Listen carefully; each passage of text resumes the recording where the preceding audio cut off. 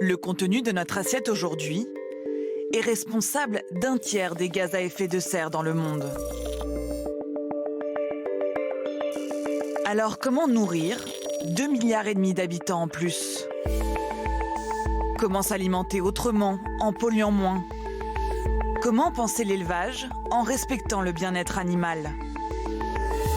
Réduire le gaspillage, manger local, innover, trouver des alternatives à la viande. En 2050, nous mangerons sûrement aussi des insectes ou encore du coton.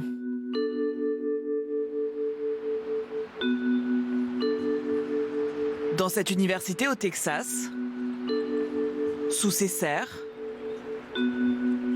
des chercheurs jouent avec la science. Après plus de 25 années de travail, ils sont parvenus à rendre comestible le coton. Plus précisément, les graines de coton. Une graine de coton a 23% de protéines, donc ça fait beaucoup de protéines. Elle a aussi 21% d'huile. C'est moins que du soja, mais c'est plus que les cacahuètes.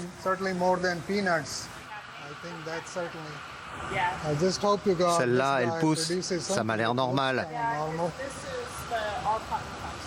Une personne sur 9 dans le monde souffre de la faim. Alors imaginez ce qu'il va se passer quand il y aura 2,5 milliards de personnes en plus. Il y a déjà tellement de malnutrition et de faim dans le monde. Donc on doit chercher des sources de protéines. Et la beauté des graines de coton, c'est que les fermiers les font pousser dans tous les cas pour les fibres. Avec cette technologie, ils peuvent les utiliser soit pour nourrir la population ou pour nourrir les animaux.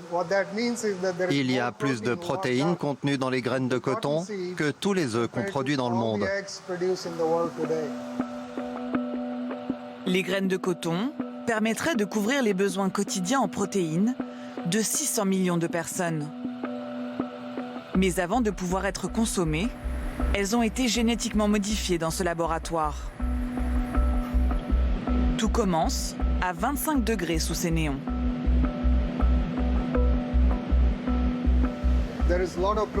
En temps normal, on ne peut pas utiliser ces graines parce qu'il y a une toxine qui s'appelle le gossypol. Donc on a regardé si on pouvait l'enlever, mais seulement des graines, car les plantes ont besoin de cette toxine pour se protéger des insectes et des maladies. Alors on a besoin qu'elle soit présente dans les feuilles, dans les racines, la sève, dans les fleurs, mais on ne veut pas la toxine dans les graines. Ce scientifique a trouvé le gène capable de neutraliser la toxine uniquement dans les graines. L'année dernière, l'Agence de contrôle de l'alimentation américaine a autorisé la commercialisation de ce nouveau coton. Nous pourrions commencer à en manger d'ici 4 ans.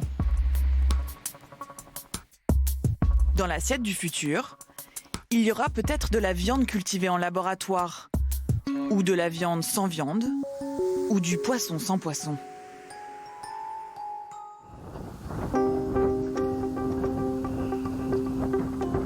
Au cœur du bassin d'Arcachon, ce restaurant gastronomique vegan affiche au menu un produit hors du commun. Il y a l'aspect luisant, gras du saumon et surtout la souplesse. Donc ça se présente en fines tranches, donc comme une préparation que vous connaissez déjà, qui est faite à base animale. Et là, on est sur un produit qui est non animal. Il est source de protéines et surtout d'oméga 3. Ce saumon sans saumon, appelé tranché végétal, est une innovation française. La recette, un mélange de micro-algues macérées, puis fumées au bois de hêtre. Du citron confit. Commercialisé depuis 2018, le saumon sans saumon est encore méconnu. Pour ses clients, c'est une première dégustation. C'est très surprenant parce que c'est pas du saumon, mais c'est du saumon. Enfin, voilà, c'est une première impression qui est détonnante. Alors, si on ferme les yeux, Voilà, en texture, on a aussi la même texture que le saumon, un petit peu. Il y a une petite explosion là, de saveurs qui est éminemment sympathique. Du saumon bien frais, avec la petite sauce qui relève le goût du saumon derrière. C'est très très agréable.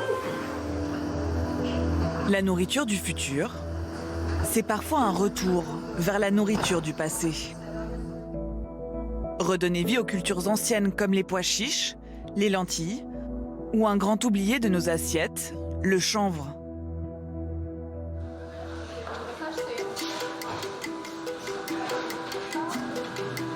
« 10 000 plats préparés sortent tous les jours de cette cuisine industrielle aux portes de Paris.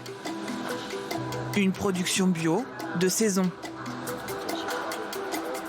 Avant d'arriver sur le tapis roulant, ces plats sont imaginés et testés par la chef Caroline Vigneault. Il y a quelques mois, elle inventait un burger aux insectes. Cette fois-ci, c'est un nouveau menu composé autour du chanvre. Le quinoa a cuit.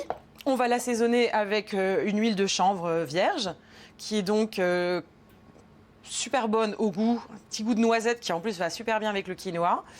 Et puis aussi qui est riche en en acides gras insaturés et notamment en oméga 3. Du chanvre également dans ces boulettes. Dans les graines de chanvre, il y a effectivement beaucoup de protéines. Il y en a environ, dans des graines décortiquées, il y en a environ 30 grammes pour 100 grammes, ce qui fait une teneur en protéines plus élevée qu'un steak. La recette est garantie zéro effet psychotrope, car la plante utilisée n'a pas de THC. Voilà. Nous, on croit que de toute façon, la solution, c'est aussi de revoir de façon générale le système agricole. Mais il peut y avoir aussi des innovations où, on ne peut pas dire que le chanvre soit vraiment une innovation, c'est une culture ancestrale finalement. Mais en fait, de nouveaux usages qui permettent d'améliorer notre alimentation et notre santé. Un avenir croustillant pour une nourriture parfois bio, souvent techno. Et si demain, nous organisions autrement notre alimentation? Et si demain, nous pensions une assiette qui tourne un peu plus rond?